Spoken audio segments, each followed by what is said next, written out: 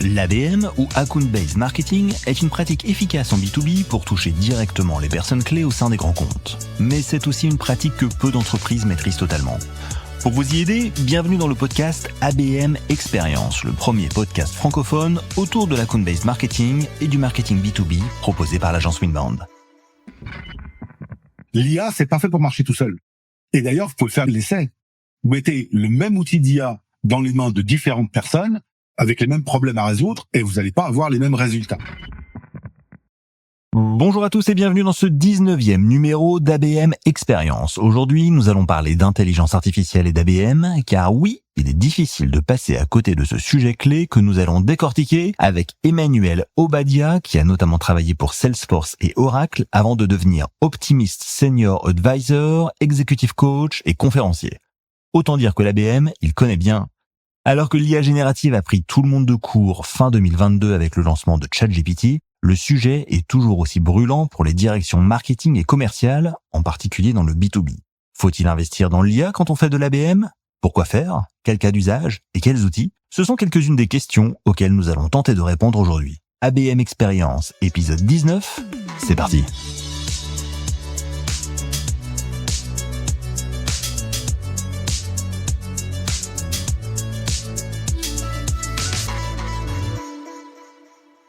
Bonjour Emmanuel, merci de vous joindre à nous pour cet épisode d'ABM Experience. Vous êtes expert indépendant et consultant avec une grande expérience dans le monde de l'ABM pour des grands groupes technologiques. Avant de plonger dans l'IA, dans l'intelligence artificielle, le sujet qui nous préoccupe aujourd'hui, est-ce que vous pouvez vous présenter en quelques mots ? Oui, bonjour et merci pour l'invitation. En fait, avant d'être indépendant, j'ai travaillé dans des grandes boîtes comme Salesforce ou Oracle, où j'ai exercé le marketing au niveau européen et au-delà. Et je me suis beaucoup penché sur le sujet de l'ABM, puisqu'à l'époque, ma doctrine, c'était le marketing B2B de alpha à oméga, c'est de l'ABM. Le reste, moins intéressant. Donc maintenant, j'aide les autres. Je suis un conseiller optimiste. Donc ça demande beaucoup de travail. Je mentor les autres et puis je fais pas mal de conférences sur les sujets qui nous intéressent, notamment ceux qui nous intéressent aujourd'hui. Et j'accompagne des boîtes dans leur transformation digitale et donc d'intelligence artificielle, en RSE, leur stratégie marketing, de vente, leur stratégie produit et leur go-to-market et l'expérience client. Donc ça fait un très très bel horizon où on a de quoi creuser. Et pourquoi est-ce qu'il faut être optimiste quand on parle d'ABM et d'intelligence artificielle ?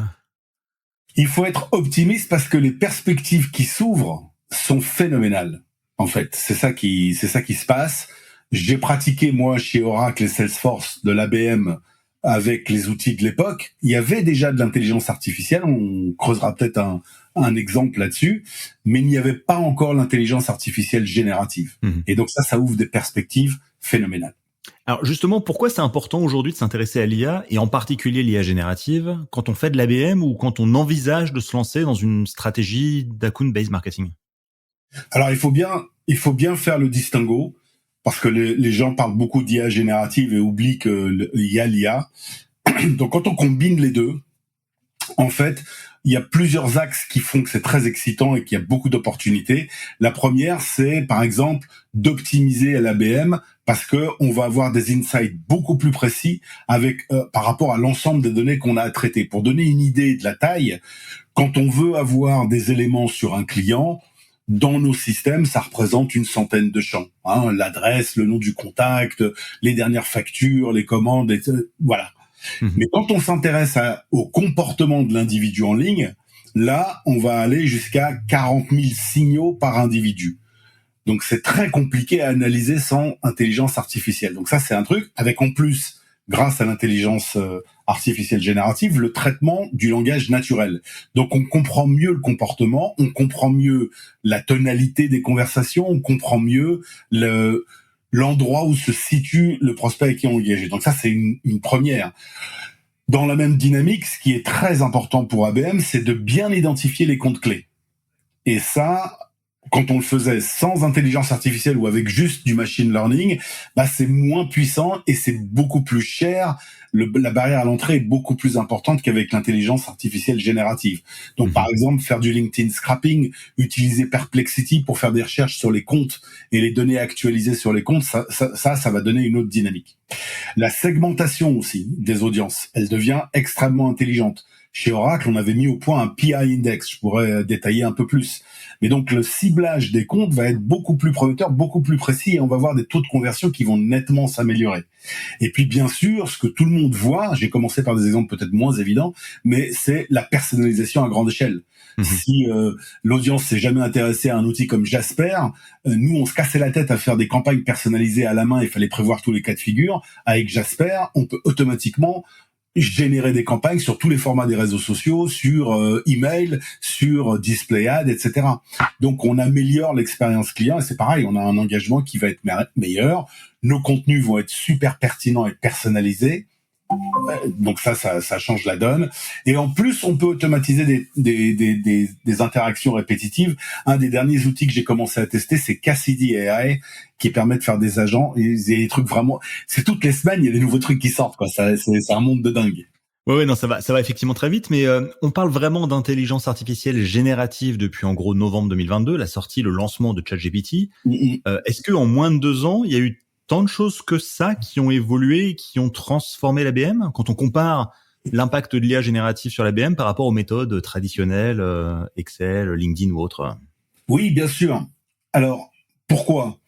À mon sens, il y a 2 éléments fondamentaux qui font que l'IA générative ouvre de nouvelles perspectives. C'est lié à l'abaissement de la barrière à l'entrée. Quand j'utilisais chez Oracle et chez Salesforce de l'intelligence artificielle pour faire de l'ABM et d'autres trucs, d'ailleurs du lead scoring par exemple, on le faisait avec du machine learning. C'était tranquille, quoi, parce que on avait des ingénieurs, on avait des développeurs, on était Oracle ou on était Salesforce. Il y a les moyens de le faire. Quand on est une PMA, on n'a pas ces moyens-là. Donc le premier truc, c'est que c'est pas cher. Un abonnement à ChatGPT, c'est $20 par mois. Les outils que j'ai cités, ça se balade entre 20 à 80 euros par mois par utilisateur. Donc c'est pas des trucs, c'est pas super cher. Ça c'est le premier élément. Mais le deuxième élément qui est encore plus important, c'est que n'importe qui peut s'en servir. Il n'y a pas besoin d'être programmeur. Donc pour dialoguer avec une intelligence artificielle générative, je peux le faire avec de la voix, je peux le faire avec de l'image, je peux évidemment le faire avec du texte. Et il y a tout ce métier qui se développe de prompt engineering. Donc c'est surtout ça, à mon sens, qui fait que ça change la donne. Ça démocratise l'accès à l'intelligence artificielle à toutes les composantes des équipes vente, marketing et customer success. Alors effectivement, utiliser ChatGPT, utiliser Jasper, voire Midjourney, c'est assez facile en apparence. Mais quand on veut mettre ces outils en application pour l'ABM, est-ce qu'il y a une courbe d'apprentissage? Est-ce qu'il y a une formation, une période de temps d'apprentissage pour vraiment utiliser efficacement ces outils, une fois de plus en matière d'ABM, pour vraiment les cibler, quoi? Alors, des formations, moi j'en donne. Bien sûr. D'accord. Donc ça, bien sûr, il faut former, mais il y a une espèce de gradation, et c'est pas uniquement lié au projet ABM. Vraiment, pour les gens qui nous écoutent, l'introduction de l'intelligence artificielle dans l'entreprise, que ce soit pour le marketing, l'ABM, les sales ou des choses plus larges, pour moi, il y a vraiment une gradation et ça commence d'abord par la curiosité. Il faut que chaque individu se dise, pendant 5 minutes par jour, je vais essayer un nouvel outil d'IA, je vais essayer des prompts, je vais essayer des questions, je vais voir ce que je peux faire, qu'est-ce que ça donne. Tous les jours, essayer des trucs. Ça, c'est la curiosité. Commencer à tâtonner et comprendre dans quoi on est plus à l'aise. Parmi les gens que je conseille, il y en a qui sont très à l'aise avec ChatGPT, il y en a d'autres, Perplexity, ça leur plaît beaucoup plus. Essayez des trucs. D'accord? Le deuxième niveau, c'est le niveau efficacité. Là, on va s'attacher à des tâches, à des process dans l'entreprise où on se dit comment on peut injecter de l'IA générative. Alors évidemment, on pense tout de suite aux fonctions créatives, mais l'analyse de données, c'est extrêmement puissant avec les IA génératives. Ceux qui n'ont pas essayé la dernière version de ChatGPT 4o, lui demander d'analyser des données, on a de très jolies surprises. Et puis ensuite, on va aller au niveau innovation. Là, on va se dire, qu'est-ce que je vais me concentrer sur un élément de mon process ou un champ dans mon entreprise où je vais vraiment pouvoir changer la donne. En général, ça s'accompagne d'un maillage d'outils. Il n'y a pas un outil qui va permettre de vraiment dépoter l'innovation, et ça s'accompagne d'un autre truc dont on parlera peut-être, qui est le RAG, le Retrieval Augmented Generation. Parce que quand vous utilisez ChatGPT ou Perplexity, en fait, vous interrogez vous interrogez un moteur d'intelligence artificielle qui s'est entraîné sur des données publiques, sur le web. Là, quand vous allez vouloir innover, vous allez vouloir faire des choses qui sont beaucoup plus adossées sur ce que vous avez fait dans votre entreprise. Donc le RAG, ça aide à dire, ah non, en fait, ce que je veux, c'est que cette puissance de calcul, d'intelligence, elle s'applique aux choses que je fais dans mon entreprise, en plus des données qui sont disponibles publiquement. Et évidemment, pas un seul. Je vais donner un exemple concret là-dedans. Si j'ai envie de passer l'étape en ABM, j'ai envie de personnaliser mes messages depuis descendre du niveau compte au niveau cercle de décision et individu à l'intérieur du cercle de décision, par exemple. Là, j'ai envie d'avoir une forme d'innovation, donc je vais vouloir que la tonalité, ce que je raconte à mes prospects clients, soit puisé dans ce que j'ai déjà fait dans mes campagnes. Donc là, c'est là où le RAG intervient. Je veux que ma tonalité, que les biais soient les biais de mon entreprise et pas les biais de ceux qui ont formé ChatGPT ou qui ont formé Perplexity ou Claude ou d'autres moteurs. D'accord ? Très important. Et comment je vais mailler mes outils ? Je vais dire, tiens, il faudrait que peut-être je peux faire une petite vidéo personnalisée parce que ça décale. Mais pour faire le script de cette vidéo, je vais commencer par ChatGPT qui va me faire le script. Je vais aller dans Synthesia et je vais faire ma vidéo personnalisée. Mes vidéos personnalisées, parce que une fois que j'ai mon squelette de script, je peux lui dire adapte et refais-le pour telle personne dans le cercle de décision, pour telle entreprise, et ainsi de suite. D'accord ? Et enfin, le stade ultime, c'est la transformation. Là, on va s'en servir pour transformer toute l'entreprise, et en général, là, il faut associer l'écosystème de l'entreprise. Mais ça, je vais pas ouvrir le paquet cadeau, parce que vous avez compris que quand je commence à parler de ces trucs-là, c'est fini, je m'en rappelle plus, quoi. On voit la passion, ce qui est très bien. Merci beaucoup, Emmanuel, pour ça. Vous avez parlé effectivement de toutes ces étapes, de tous ces outils en matière d'intelligence artificielle. Est-ce qu'aujourd'hui, on peut totalement déléguer à l'IA la création, l'exécution, la planification d'une campagne ABM ? Ou est-ce que la touche humaine est quand même encore importante ? Finalement, quel est le rôle de l'humain dans cette approche IA plus ABM ? L'intervention humaine, elle est fondamentale. Et c'est une des grandes choses que les détracteurs de l'IA poussent pour essayer de faire peur. Mais moi, j'ai connu ça, parce que des transformations, je m'en suis mangé. Donc, à l'époque, pour ceux qui se rappellent et qui étaient là, à l'arrivée d'Internet, on disait « Non, la sécurité, il faut pas payer sur Internet, vous déconnez ». Et là, maintenant, c'est une plaisanterie, quoi. Je veux dire, évidemment qu'on paye sur Internet. Donc, faut faire attention à ça. Là où il y a une réalité, c'est que l'IA, c'est pas fait pour marcher tout seul. Et d'ailleurs, vous pouvez faire l'essai. Vous mettez le même outil d'IA dans les mains de différentes personnes avec les mêmes problèmes à résoudre et vous n'allez pas avoir les mêmes résultats. Donc, très important de considérer l'IA comme le copilote. C'est bon, Microsoft a bien trouvé le nom pour leur truc parce que c'est vraiment ça. C'est un copilote. Vous avez d'un seul coup un partenaire qui va vous permettre d'aborder les choses que vous faites avec beaucoup plus de perspicacité et d'efficacité. Donc ça, c'est la façon de l'approcher. Mais il faut jamais oublier qu'un modèle d'IA, en particulier générative, est entraîné sur un modèle de données et a un certain algorithme que vous ne connaissez pas, qui est fait par l'éditeur, que ce soit OpenAI, Anthropic ou que sais-je. Et donc, il va y avoir un biais. À vous de corriger le biais, parce que les conséquences peuvent être terribles si vous ne corrigez pas le biais. Donc, on peut pas laisser une IA toute seule. Par contre, si vous n'adoptez pas l'IA, là, vous allez avoir un problème, parce qu'il y a beaucoup de gens qui l'adoptent. Et donc, en comparaison, vous allez être très lent ou beaucoup moins précis que vos petits camarades. Mais quand on parle d'ABM, on parle d'ultra-personnalisation. Ça veut dire qu'on travaille avec des données clients, avec des noms, des prénoms, avec un historique de relations, de commandes ou autres. Et ces données, elles sont privées, elles sont personnelles. Comment est-ce que on travaille entre l'IA d'un côté et puis la gestion de ces données personnelles ? Est-ce que vous avez un avis sur la manière dont les entreprises doivent traiter justement l'IA, l'ABM et la gestion des données ? Ah oui, bien sûr. Et en fait, je suis pas le seul à avoir cet avis. Si on parle avec les grands acteurs de cette industrie, pour la plupart, ils ont déjà développé des solutions qui permettent d'utiliser ces technologies, mais sur un ensemble de données qui est circonscrit et qui est protégé en termes de confidentialité. D'accord ?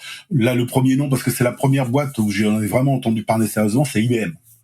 Où On peut choisir son modèle, on peut même développer son propre modèle d'intelligence artificielle à partir de moteurs de base, mais on va travailler sur un ensemble de données qui est limité. Alors maintenant, ça s'est beaucoup démocratisé, et je crois que c'est Copy.ai ou Cassidy, un des deux, ou les deux peut-être, qui permet de s'appuyer sur votre ensemble de données. Et donc, votre ensemble de données ne part pas à l'extérieur. Donc vous lui dites, je veux travailler sur l'ensemble, par exemple, je veux créer, ça c'est Cassidy, je veux créer un chatbot intelligent qui répond à mes clients pour éviter de surcharger mon service client ou mon customer success. Ben je vais lui dire, tu peux puiser les données à partir de ce répertoire dans mon G Drive et tu vas répondre en fonction. Et dans ce répertoire du G Drive, il y a tous les FAQ, tous les documents qui peuvent être utilisés par des agents du service client pour répondre.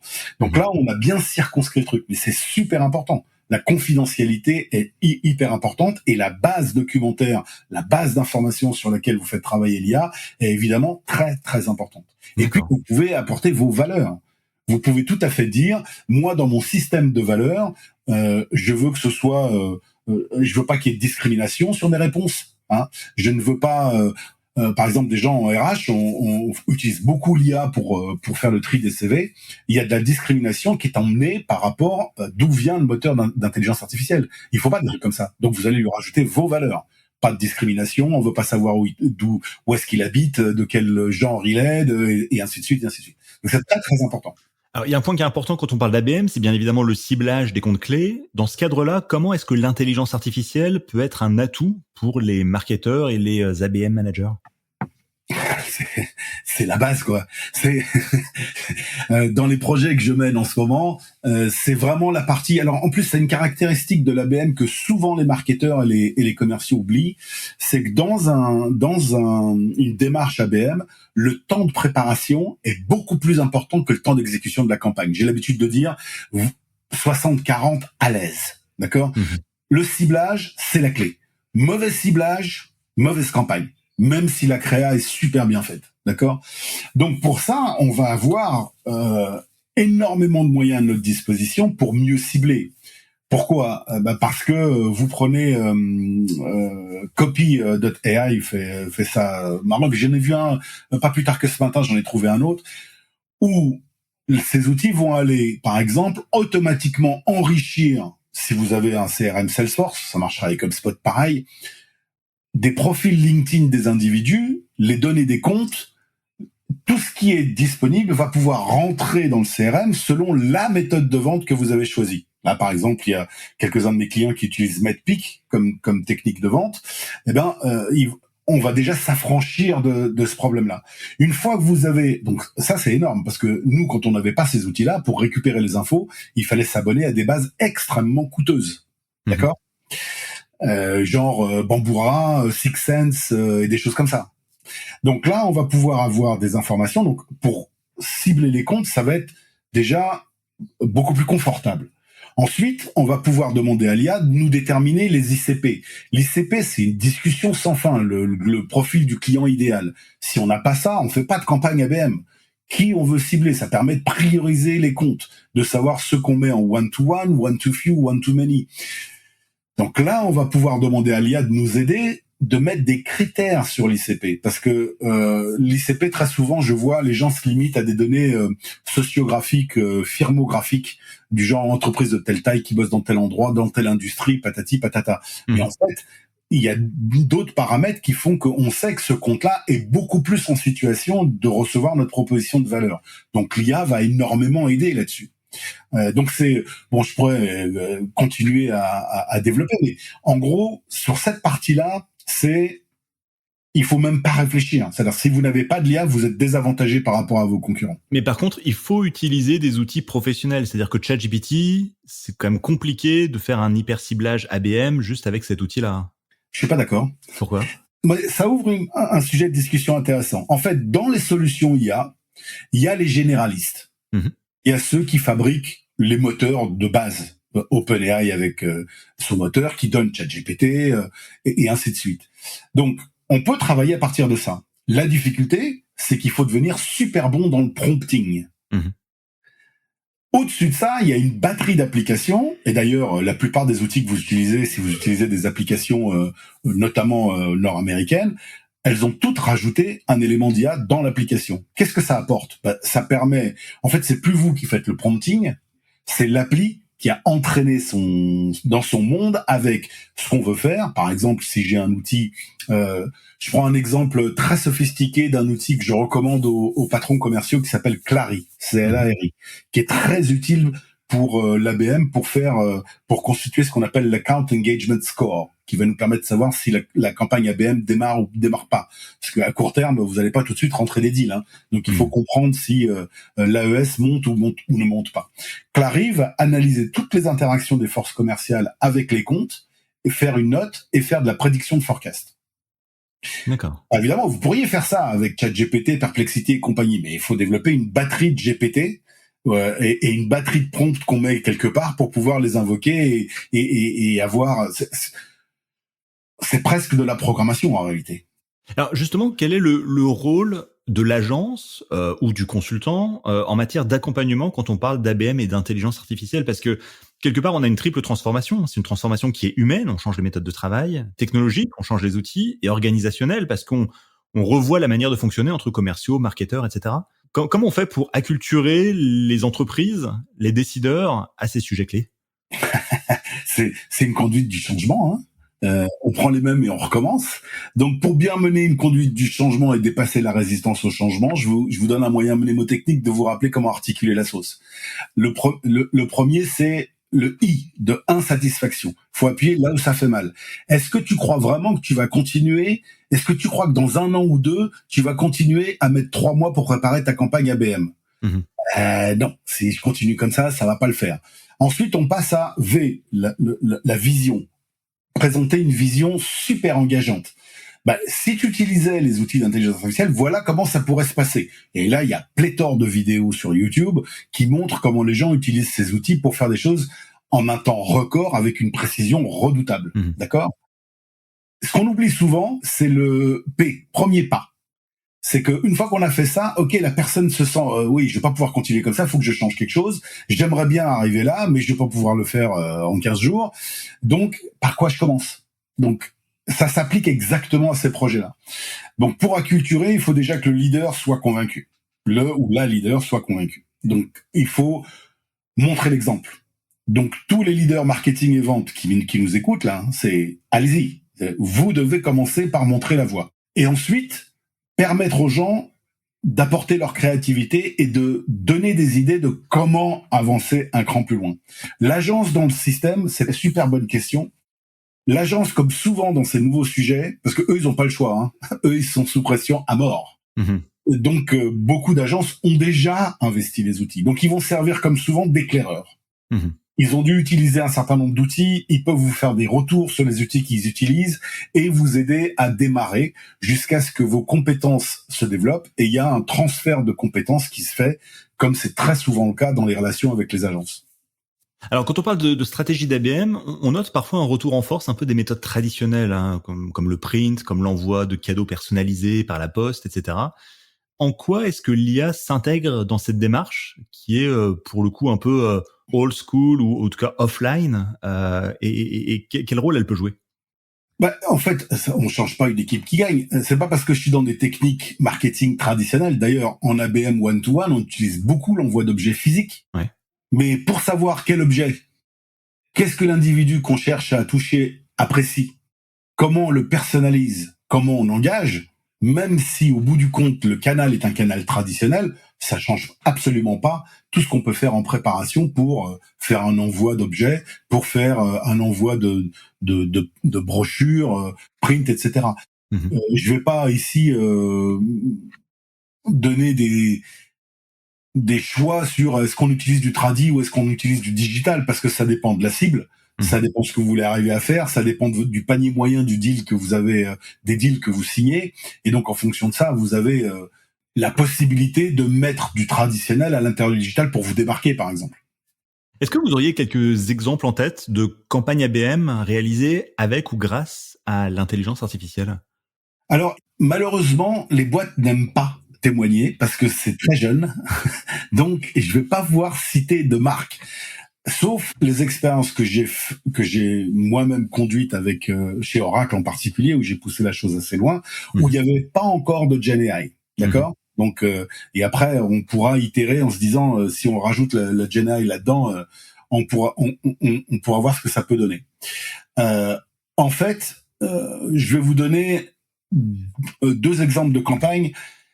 Un en one to many, qui a vraiment été quelque chose de spectaculaire, parce qu'à l'époque, chez Oracle, ils doutaient énormément de savoir ce qu'on pouvait faire avec l'ABM.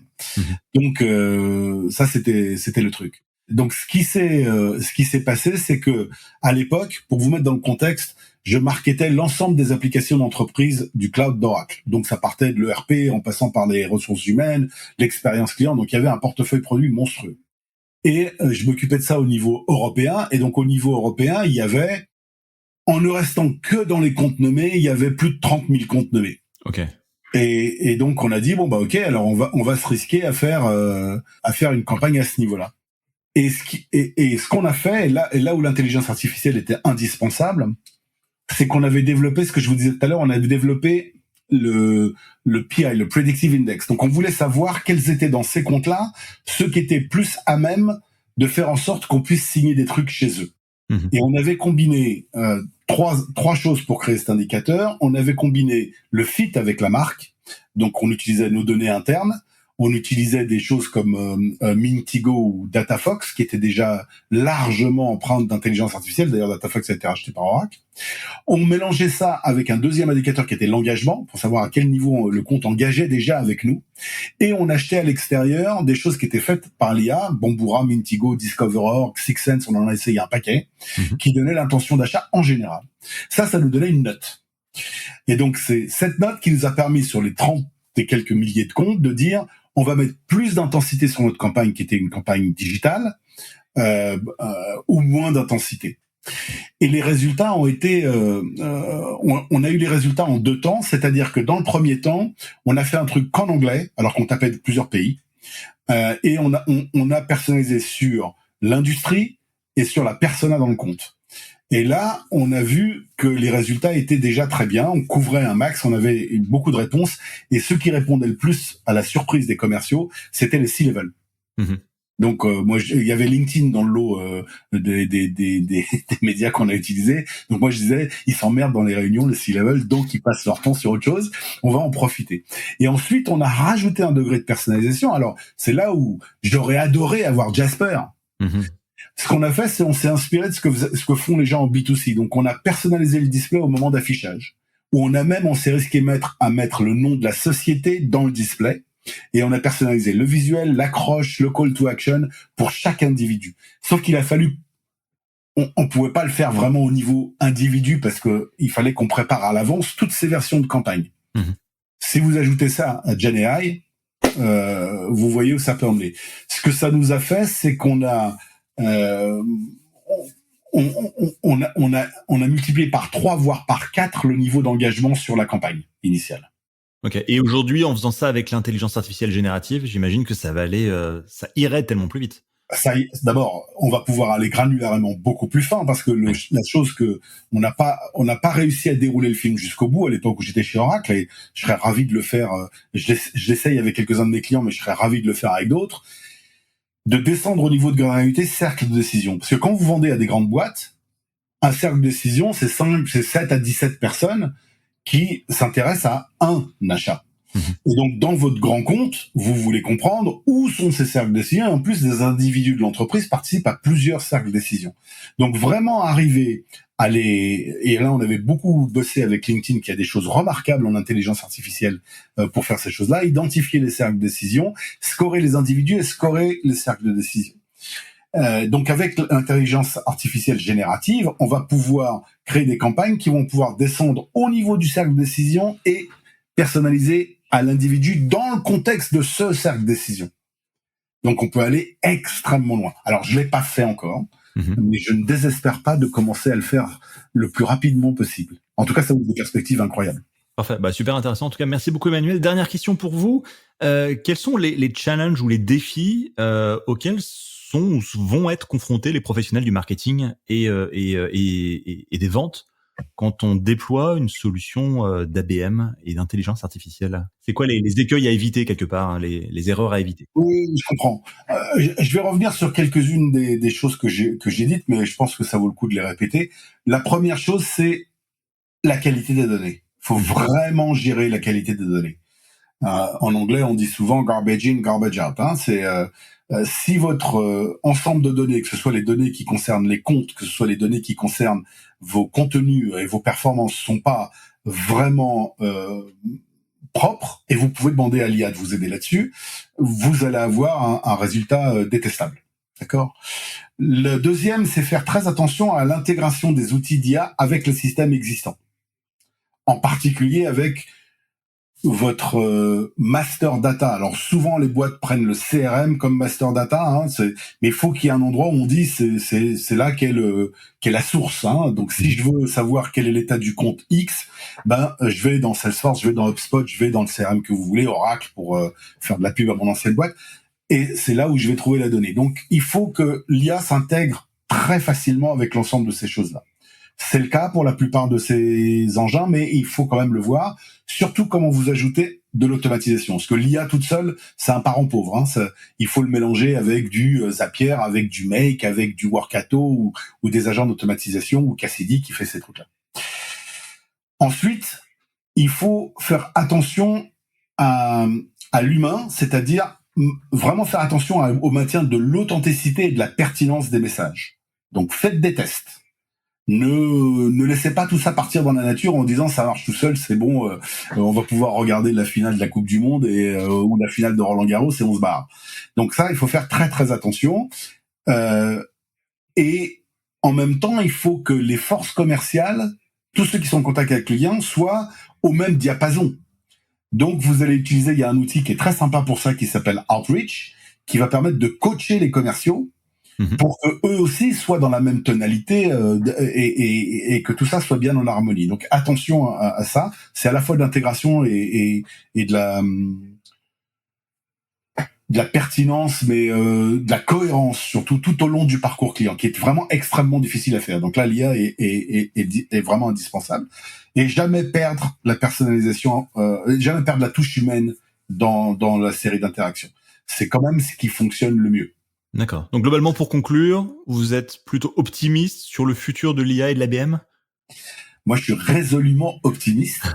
Vraiment, je trouve que, et ça s'entend probablement au son de ma voix, mais je suis très excité en voyant toutes les possibilités qui s'ouvrent. Je pense que nos amis marketeurs se trouvent avec des moyens que j'avais moi absolument pas quand je bossais dans les grosses boîtes pour faire ce qu'on voulait faire, et donc c'est à la portée même des PME.